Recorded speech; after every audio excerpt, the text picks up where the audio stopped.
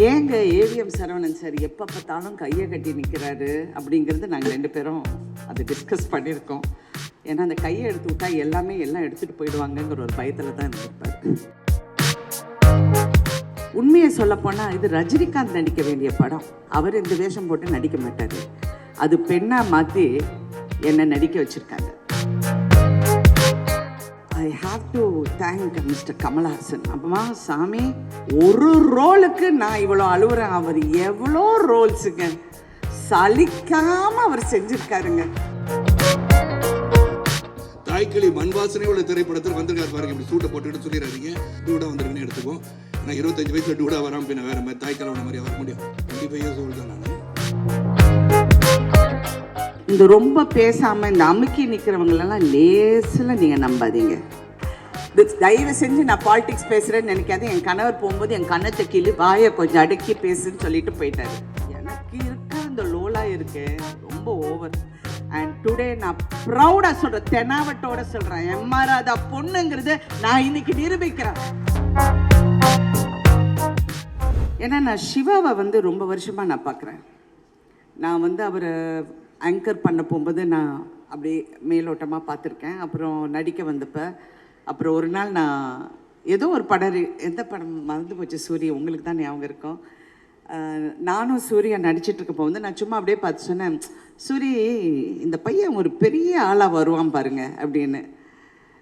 சூரியக்கிட்ட நான் அதை சொன்னேன். அவருக்கு ஏக சந்தோஷம். மேடம் நீங்கள் சொல்லிட்டீங்க, நீங்கள் நான் சொன்னேன், இல்லை என் மனசில் பட்டது நான் சொல்கிறேன். I somehow had a feeling that he will become a very big, somebody big, but not வெறும் நடிகராக மட்டும் இல்லாமல் ஒரு நல்ல மனிதனாக அவர் வளர்ந்திருக்கிறார். இது நான் வெறும் பெருமைக்காக என் படம் தயாரித்தார் இதெல்லாம் நான் சொல்கிற ஆள் எல்லாம் கிடையாது. நல்லா இல்லைன்னா நல்லா இல்லைன்னு சொல்லிட்டு போயிட்டே இருப்பேன். பட் நான் அவரை ரொம்ப உன்னிப்பாக கவனிச்சிட்ருக்கேன். அவர் ஃபேஸில் ஈஸியாக ஒரு ரியாக்ஷன் இருக்காது. அவர் எப்போ எஸ் மேடம் அப்படின்ட்டு இருப்பார். ஆனால் அதுக்குள்ளே 1000 ஓடிக்கிட்டு இருக்கு. கஷ்டப்பட்டவங்களுக்கு தான் தெரியும் அடுத்தவனோட வழி. நான் எப்பவுமே ஒரு மேடையிலே சொல்லுவேன். அப்போ ஸ்ரீபிரியா கூட சொன்னாங்க, பசியாப்பக்காரன் புளியாப்பக்காரன் சொல்லி, இல்லை புளிச்சாப்பக்காரனுக்கும் பசியாப்பக்காரனுக்கு உள்ள வித்தியாசம்தான் இந்த சினிமா. எவ்வளோ பேரோட கனவை நான் பார்த்துருக்கேன், எவ்வளோ பேரோட பயணத்தை நான் பார்த்துருக்கேன். இந்த நீங்கள் 48 வருஷம் என்னை காட்டுறீங்கல்ல, நான் என்னை பற்றியெல்லாம் நான் ஒரு நாளும் கவலைப்பட்டதில்லை. நான் எல்லாருடைய பயணம், எவ்வளோ ஹீரோஸ், எவ்வளோ டைரக்டர்ஸ், எவ்வளோ ப்ரொடியூசர்ஸ். நான் இன்றைக்கும் நான் எப்போ நினைக்கிறது ஏன்னா நானும் ப்ரொடியூஸ் பண்ண ஆரம்பித்ததுலேருந்து எனக்கு ப்ரொடியூசர்ஸ் மேலே தனி மரியாதைங்க. நான் முன்னெல்லாம் நானும் ஸ்ரீபிரியா பேசப்போ ஏங்க ஏவிஎம் சரவணன் சார் எப்போ பார்த்தாலும் கையை கட்டி நிற்கிறாரு அப்படிங்கிறது நாங்கள் 2 பேரும் அதை டிஸ்கஸ் பண்ணியிருக்கோம். அதோட முடிவு நான் ஓப்பனாக இப்போ மேடையில் சொல்ல முடியாது. அவருடைய ஆத்மாக்கு நான் வணங்குறேன். ஏன்னா அந்த கையை எடுத்து விட்டா எல்லாம் எடுத்துகிட்டு போயிடுவாங்கங்கிற ஒரு பயத்தில் தான் இருந்திருப்பார். ஏன்னா that is how cinema industry works, it operates. Talent ஒன்று தான் நம்மளை காப்பாற்றும். லக்கு வேணும் ஃபஸ்ட்டு வரத்துக்கு. லக்கு நான் சும்மா வீட்டு வாசலில் தண்ணி செடிக்கெல்லாம் தண்ணி ஊற்றிட்டு இருக்கும்போது பாரதி ராஜா அவர்கள் என்னை பார்க்குறாரு, என் வீட்டுக்குள்ளே வராரு, என்னை நடிக்க சொல்கிறாரு. என் மூஞ்செல்லாம் யார் பாப்பா? அதாவது தெனாவட்டின் உச்சம் கொஞ்சம் நஞ்சு. பட் அப்படி இருந்து இந்த பயணம் நான் போயிட்டு அப்படியே வந்துட்டேன். 48 இயர்ஸில் ஒரு காலகட்டத்திலையும் என் லைஃப் அப்படி ஒரு டேர்ன் ஆகும். Thank you Siva and thank you another Sivakumar. என் வாழ்க்கைக்கு இன்னொரு டேர்ன் கொடுத்துருக்கீங்க.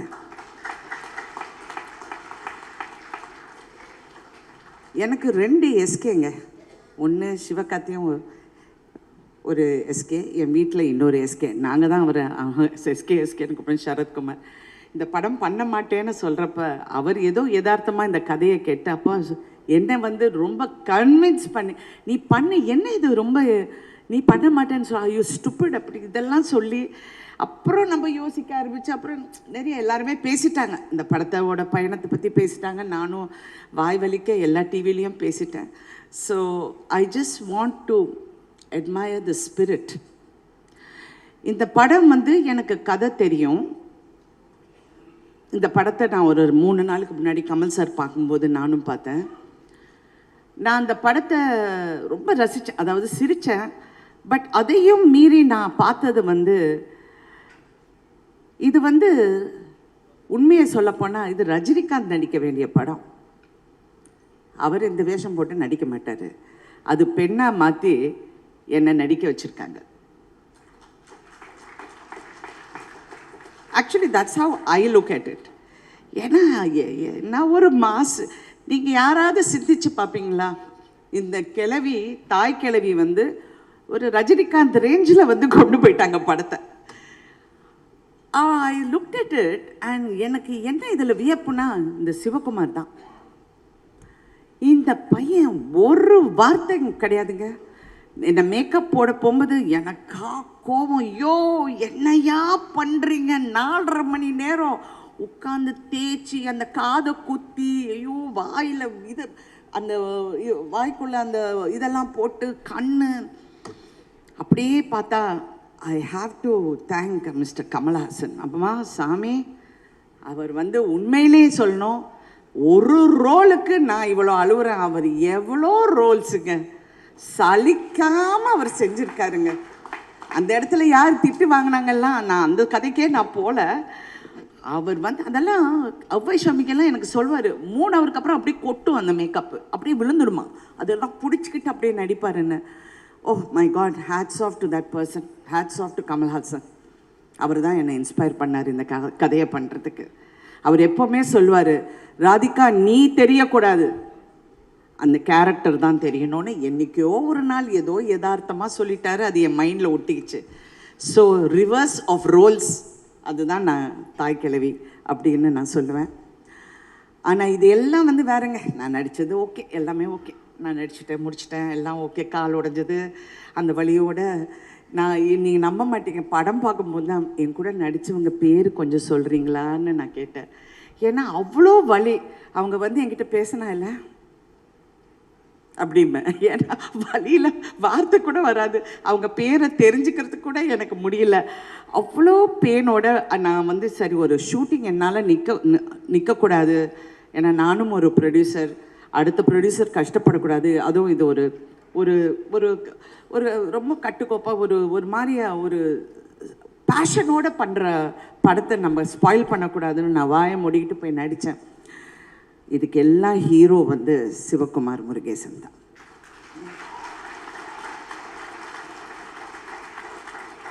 என்னுடைய கேரியரில் நான் பார்க்காத டைரக்டர்ஸ் இல்லைங்க. என்னுடைய குரு பாரதி ராஜா அவர்கள்லேருந்து, நான் ஒரு கே விஸ்வநாத்லேருந்து, பாபு சார்லேருந்து, இங்கே எஸ்பி முத்துராமன், நீங்கள் எவ்வளோ எந்த சங்கர் என்ன வேணாலும் சொல்லுங்கள், எல்லா டைரக்டர்ஸ் கூட நடிச்சிட்டேன், பாலச்சந்தர் சார் தவிர. அப்படி இருக்கும்போது இந்த பையன்கிட்ட ஏதோ ஒரு ஸ்பார்க், அவன் வந்து ஈஸியாக வெளியே வர மாட்டேங்க இந்த வார்த்தை. அப்போவே நான் நினச்சேன், இவன் ரொம்ப அமுக்கி, இந்த ரொம்ப பேசாமல் இந்த அமுக்கி நிற்கிறவங்களெல்லாம் லேசில் நீங்கள் நம்பாதீங்க. ஏன்னா அவங்களுக்குள்ள ஒரு ஃபயர் இருக்குது. தயவு செஞ்சு நான் பாலிடிக்ஸ் பேசுகிறேன்னு நினைக்காது. என் கணவர் போகும்போது என் கண்ணத்தை கிள்ளி வாயை கொஞ்சம் அடக்கி பேசுன்னு சொல்லிட்டு போயிட்டாரு. எனக்கு இருக்கிற இந்த லோலா இருக்கே ரொம்ப ஓவர். எல்லாரும் சொல்கிறாங்க, நம்ம அம்மச்சி வந்து உயிரோடு இருந்திருந்தா இப்படி சொல்லுவாங்க, எங்கள் பாட்டி இருந்திருந்தா இப்படி சொல்லுவாங்க. கிடையாது. இது வந்து ஒரு பெண் வலியை வந்து உணர்ந்த ஒரு பெண் சொல்கிற கதை இது, சொல்கிற மெசேஜ் இது. ஒரு தாயா சொல்கிற மெசேஜ் இது. ஒரு பிள்ளையா உன் தாயை எப்படி பார்க்கணும், உங்கள் பெற்றோர்களை எப்படி பார்க்கணுங்கிற மிகப்பெரிய மெசேஜ். எனக்கெல்லாம் அப்படியே ஷாக் ஆகிட்டேன் நான் அதை பார்க்க போது. இதெல்லாம் நான் கதையில் கேட்டிருக்கேன், பார்த்துருக்கேன். பட் இந்த படத்தில் அது நீ சொன்ன விதம், அந்த இடத்துல அந்த கதாபாத்திரத்தை நீ எப்படி, அந்த பாலமுருகன் கேரக்டரை அந்த இடத்த எப்படி நீ கொண்டு வந்து நிறுத்தி, எப்படி அடுத்தவங்களுக்கு அந்த பயணத்தை வந்து அப்படி கொண்டு போகிறீங்களோ, எக்ஸலண்ட், வெரி நைஸ். நான் யூஸ்வலாக என்னுடைய படங்களை பற்றி நான் ரொம்ப பேச மாட்டேன், because I think content should speak. But I want to speak about this film. இது வந்து பெண்ணை பற்றி புகழ்ந்து, அதான் ஸ்ரீபிரியா சொல்கிற மாதிரி பெண்களை பற்றி எவ்வளோ பேர் படம், அதெல்லாம் விடலாங்க. எல்லாரும் அப்படிதான். அது வந்து நம்ம எப்படி அங்கே சண்டை போட்டு அந்த இடத்துல எப்படி நிற்கிறோங்கிறது தான் அந்த பெண்ணோட அந்த இடத்த வந்து நாங்கள் பிடிக்கிறோம் பாருங்க, அங்கே தான் நாங்கள் நிற்கிறோம். கரெக்டாலு தள்ளுவாங்க, என்ன வேணாலும் சொல்லுவாங்க. என்ன சொல்லுவாங்க, மேக்ஸிமம் ஒரு பெண்ணை திட்டினோன்னா கேவலமாக பேசுவாங்க. ஓகே, ஓ வெரி குட், நெக்ஸ்ட் ஏதாவது புதுசாக சொல்லுங்க. அப்படி தான் இருக்கணுங்க எல்லா பெண்களுக்கும், என் பொண்ணு உள்பட நான் சொல்கிறேன், இப்படி தான் இருக்கணும். டோன்ட் கேர், நம்ம ஃபோக்கஸ் இஸ் ஆன் த கோல். நான் நிற்பேன். நான் ஃபஸ்ட்டு சினிமாவுக்கு வந்தப்போ நான் ஒரு இந்த ஹீட் நான் நிற்கிறேன், இப்படி நிற்கிறேன், பின்னாடி நிற்கிறேன், பாரதி ராஜா சார் பின்னாடி. அவங்க சொல்கிறாங்க, ஐயா ஒரு பெரிய மிகப்பெரிய ப்ரொடியூசர் சொல்கிறாரு, சார் இந்த பொண்ணு வந்து இந்த ஒரு படத்துக்கு ஓகே சார், இதுக்கப்புறம் இது அவ்வளோலாம் தாங்காது சார். அந்த கம்பெனியில் மிகப்பெரிய படங்கள், அதிக படங்கள் பண்ணவர் நான். இது நான் வந்து ஒரு திமிர்லையோ ஒரு தெனாவட்லையோ பாரு என்னை சொன்னா நான் அப்படியெல்லாம் சொல்ல, என்னுடைய நம்பிக்கை அங்கே போய் என்னை நிறுத்திச்சு பாருங்க, அதை தான் நான் சொல்கிறேன். Because I want every woman, every girl, every one to believe in yourself. சில டைம் வாழ்க்கையில் நிறைய ஏமாற்றங்கள் எனக்கு வந்து என்ன அவமானப்படுத்தின மாதிரி, I don't want to go into it. நான் எனக்கு செல்ஃப் சிம்பத்தி எல்லாம் கிடையாது.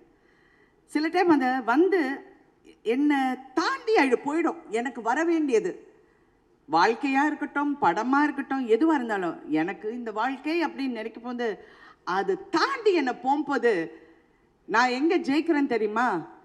தாண்டி போச்சா, okay, something better is there. That is what I am here for. I want, இந்த படத்தில் வந்து எல்லாரும் என்னை பாராட்டுறாங்க, thank you so much, thank you thank you thank you. But என் பொண்ணு சொல்கிற மாதிரி உங்களுக்கு காம்ப்ளிமெண்ட்டே வாங்க தெரியாது மாமா, அப்படியெல்லாம் ஒன்றும் கிடையாது. அடுத்த ஹீரோயின்ஸ், அடுத்த வர தலைமுறை இதெல்லாம் பார்த்து நம்மளும் ஒரு நாள் இதை மாதிரி வேற கேரக்டர்ஸ் பண்ணணும், இந்த மாதிரி நாங்களும் தாக்கு பிடிச்சி நிற்கணுங்கிற மன தைரியமும் நம்பிக்கையும் எல்லாருக்கும் வரணும். இது நான் சினிமாவில் இருக்கிறனால நான் சொல்கிறேன், என்னுடைய துறை சார்ந்து. பட் எல்லா துறையில் இருக்கிற பெண்களும் இந்த மாதிரி இருக்கணுங்கிறது என்னுடைய ஆசை. அண்ட் தட் இஸ் தாய் கிழவி. Thank you for this experience. என்னுடைய பயணத்தில் இந்த பயணம் எனக்கு ரொம்ப பிடித்த பயணம். I am very happy today. ஏன்னா நான் வந்து என்றைக்குமே நான் ஃபீல் பண்ணதில்லை, என்னை பாராட்டுறாங்க பாராட்டல, டசன்ட் மேட்டர். ஸ்ரீபிரியா கூட சண்டை போடாங்க, என்ன ராதிகா, இங்கே இருக்கிற அத்தனை பேர் சொன்னாங்க, சிவா நீங்கள் கூட எனக்கு சொன்னீங்க, எல்லாரும் நேஷ்னல் அவார்ட் சொல்கிறாங்க மேடம், உங்களுக்கு நேஷ்னல் அவார்டு. மனிதன் கொடுக்கறது தான் என் அவார்டு, எனக்கு கடவுள் வேறெல்லாம் கொடுத்துட்டாரு. I am really not in. அது வந்தால் ஐ எம் ஹாப்பி, வரலைன்னாலும் I am happy. I have got good friends. I have got a fantastic family. I have got confidence in my work. I have got self-confidence and I'm proud to be who I am. நான் வந்து இன்னைக்கு என்னுடைய friend இங்கே மகாலட்சுமி இங்கே உட்காந்துருக்கு. அவங்க வந்து லலிதா, பத்மினி, ராகினி எல்லாம் நீங்கள் கேள்விப்பட்டிருப்பீங்க. அவங்க ராகினியோட பொண்ணு. இது மாதிரி அவங்கள ஒரு பெரிய ஹீரோக்கு நான் அறிமுகப்படுத்தினேன். இவங்க லலிதா, பத்மினி, ராகினியோட. அவங்க யார் அப்படின்னு கேட்டவரும் இருக்கிறார், இருந்து கொண்டு இருக்கிறார். பேரெல்லாம் சொல்ல மாட்டேன், என் புருஷன் மிரட்டிட்டு போயிட்டார், ஒன்றும் பேசாத. வேற யாரோ பணம் போட்டு படம் எடுக்கிறாங்க, அவங்க படத்தை நீ கெடுக்காத, வாயை திறந்து இப்படியே என்னை சொல்லி சொல்லி நான் கொஞ்சம் காம் ஆயிட்டேன். என்னை அறிமுகப்படுத்தின என்னுடைய குரு பாரதி ராஜா அவர்கள். எனக்கு மிகப்பெரிய வருத்தம் அவர் இந்த படம் பார்க்க முடியலைங்கிறது. கமல் சார் என்கிட்ட சொன்னார், ராதிகா நான் சின்சியராக சொல்கிறேன், எப்படியாவது பாரதி ராஜா சாரை கொண்டு வந்து இந்த படத்தை பார்க்க வை, ஹாஸ்பிட்டல்லேருந்து கூட்டிகிட்டு வா, ஏஞ்சிப்பார் ராதிகா, அவ்வளோ நம்பிக்கை அவருக்கு, அவர் ஏஞ்சிடுவார், கண்டிப்பாக நான் சொல்கிறேன்னு. சார் அவரை அப்படியெல்லாம் கூட்டிகிட்டு வர முடியாது சார் அப்படின்னு. யா அந்த மிகப்பெரிய வருத்தம். ஏன்னா ஃபஸ்ட்டு படம், அந்த கிளி என்னோடது, என் டைலாக் நான் சொல்ல போகும்போது, இல்லைம்மா நீ சாதாரணமாக சொல்லுன்னு சொன்னார். ஒன்று நான் டைலாக் பேசுவேன், இல்லைன்னா கை தூக்குவேன். இது 2 கலந்து என்னால் பண்ண முடியாதுன்னு சொன்ன இந்த நடிகை இன்னைக்கு தாய் கிழவியா, அவர் தாயாரை அவங்க மாதிரி நிறைய இருக்கணும்னு நினச்சேன். அவங்க பேர் கருத்தம்மா. அவங்க மாதிரி இருக்கணும்னு நினச்சேன். அவர் ஸ்டில்லு பார்த்தாரு. கடைசியாக எங்கள் அம்மா இறந்தப்ப அவர் வந்தார். வந்து இந்த ஸ்டில்லை பார்த்து அப்படி அழுதார். நீ அடி இதெல்லாம் பண்ணுற அப்படின்னு கேட்டார். ஏன்னா நான் தினம் அவர் கூட சொல்லுவேன், ஏன் சார் என்ன நடிக்க வைக்கிறீங்க, போர் சார் இதெல்லாம் அப்படிம்பேன். யார் சார் என் மூஞ்செல்லாம் பார்ப்பாங்க, அப்படியெல்லாம் கேட்டு நான் வந்திருக்கேன்.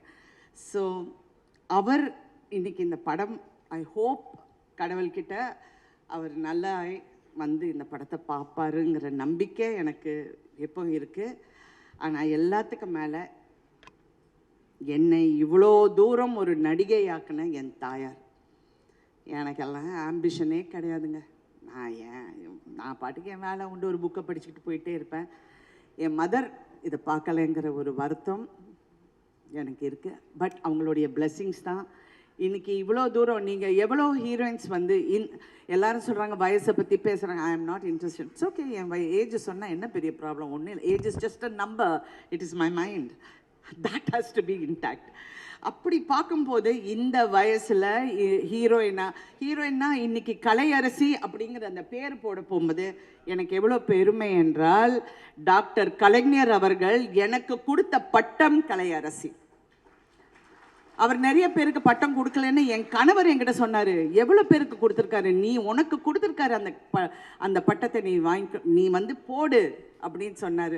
எனக்கு எப்பவுமே இந்த டைட்டில் முன்னாடி இதெல்லாம் போடுறதெல்லாம் எனக்கு கொஞ்சம் அதில் ஆர்வம் இல்லைன்னு வச்சுக்கோங்க. பட் இருந்தால் கூட இன்றைக்கி நான் ரொம்ப பெருமையாக அவர் கொடுத்த பட்டம் கலையரசின்னு போகும்போது ஸோ இவங்களுடைய பிளெஸ்ஸிங்ஸ் எல்லாமே எனக்கு ஏதோ ஒரு விதத்தில், முக்கியமாக நடிகவேல் எம்ஆர் ராதா அவர்கள். நான் வந்து ஃபீமேல் எம்ஆர் ராதாவை தான் நடிச்சிருக்கேன். கரெக்டாக அவர் மாதிரி இருக்கிற அந்த ஷார்ட்டை தான் இதில் வந்து நான் கொடுக்குற மிகப்பெரிய ட்ரிபியூட் என் தந்தைக்கு. நான் சினிமாவுக்கு வந்தப்போ என்னை அவமானப்படுத்தின, என் தந்தையின் பேரை கூட சொல்ல விடாமல் என்னை அவமானப்படுத்தினவங்க நிறைய பேர் இருக்காங்க. நிறைய பேர் இன்னும் இருக்கிறாங்க. நான் என் அம்மா கிட்ட சொல்லுவேன், பேரே போடாதீங்கம்மா அப்படின்னு. எங்கள் அம்மா சொல்லுவாங்க. அதுக்கப்புறம் ஒரு நாளும் நான் ராதிகான்னு தான் போட்டிருக்கேன் தவிர என் அப்பா தந்தை பேரே நான் போடவில்லை. ஏன்னா அவ்வளோ பேசுனாங்க. தேவையில்லை, let me prove. And today நான் ப்ரௌடாக சொல்கிறேன், தெனாவட்டோட சொல்கிறேன், எம்ஆர் ராதா பொண்ணுங்கிறது நான் இன்னைக்கு நிரூபிக்கிறேன். நான் யாருக்காகவும் நிரூபிக்கல. I don't want to prove you a point. I am proving to me and my family, my brothers and sisters a point. We are M.R. Radha's children. Thank you so much for giving me this platform, for giving me this journey. I want my friends and my family and my sister to come up because I want to thank them for supporting me. ஏன்னா நான் காலெல்லாம் உடஞ்சப்போ நான் ரொம்ப அழுது நடக்க முடியுமான்னு நினச்சேன். தாய் கேள்விக்கு டான்ஸும் ஆடிட்டேன். தேங்க்யூ. இங்கே இருக்கிற ப்ரொடியூசர்ஸ்க்கு தெரியும், டிஸ்ட்ரிபியூட்டர்ஸ்க்கு தெரியும். அவங்க எல்லாமே வந்து ரொம்ப நொந்து போய் அப்புறம் ஒரு பேட்டி கொடுப்பாங்க. சார் இதெல்லாம் நடக்கலை சார், ஏன் சார் இப்படியெல்லாம் சொல்கிறாங்கன்னு. ஆனால் இன்னைக்கு ரொம்ப பெருமை சிவா, ஒரு எக்ஸிபிட்டர் கூட்டத்தில், ஒரு எக்ஸிபிட்டர் ஷோவில் எக்ஸிபிட்டர்ஸ் வந்து கை தட்டி சிரித்து பாராட்டிய முதல் படம், என் இவ்வளோ வருஷம் ஹிஸ்ட்ரியில் பார்த்த முதல் படம் தாய் கிழவி. நான் சத்தியமாக பார்த்ததில்லை. உங்களுக்கு தெரியும், எக்ஸிபிட்டர்ஸ் நல்லா இருந்தால் கூட ரொம்ப சிரிக்க மாட்டாங்க, ஏன்னா பணம் ஜாஸ்தி கேட்டுடுவோன்னு.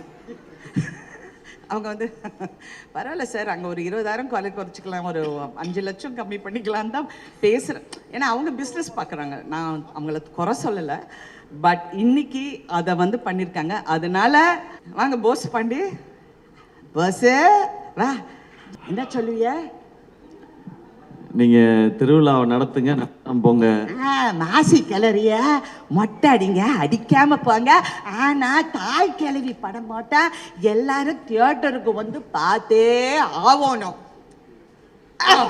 தாய் கிழவி படம் வந்து ரொம்ப வந்து சந்தோஷம், மகிழ்ச்சி, மிகப்பெரிய மகிழ்ச்சி. நான் பொண்ணு தாய் வந்து இந்த படத்தை கலைக்கியிருக்காங்கன்னு தான் சொல்லணும். இதில் என்ன ஒரு பியூட்டின்னு, ஒரு சின்ன பிப்ரவரி 20ஆம் தேதி ரிலீஸ்ன்னு சொன்னாங்க. ஒன்று என்னுடைய டைரக்டர் இயக்குனர் மாதவ ராமதாஸ் ஃபஸ்ட் டைம் வந்து தமிழ் படத்தை வந்து இங்கே சிறப்பாக ரிலீஸ் பண்ணணும்னு சொல்லி என்னை வைத்து ஆளி என்ற ஒரு திரைப்படத்தை இயக்கியிருக்கிறார். அவர் 20ஆம் தேதி நான் சொன்னேன், தாய்க்கிழவி வந்து ப்ரமோஷன் அதெல்லாம் அதிரடியாக இருக்கும், புதிதாக இருக்கிறத நம்ம வந்து மோதுறதே தப்பு, இது ஒதுக்கிக்கிறது நல்லது அப்படின்னு சொல்லி நான் 20 வந்து 27ஆம் தேதிக்கு மாற்றினேன். அதுக்கப்புறம் விதியின் கோலம் என்னவென்று சொன்னால், அவங்க 20 மாற்றி 27 வராங்க. டே உன்னை நான் விடுவேனா, பின்னாடியே வந்து மோதிரண்டான்ற மாதிரி.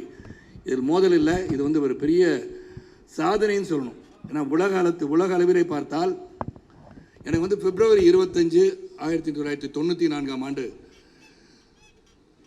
லக்ஷ்மி மூவி மேக்கர்ஸோட முதல் திரைப்படமான Aranmanai Kavalan, super good films அவர்களின் கேப்டன், ரெண்டுமே படம் வந்து ரெடி ஆயிடுச்சு.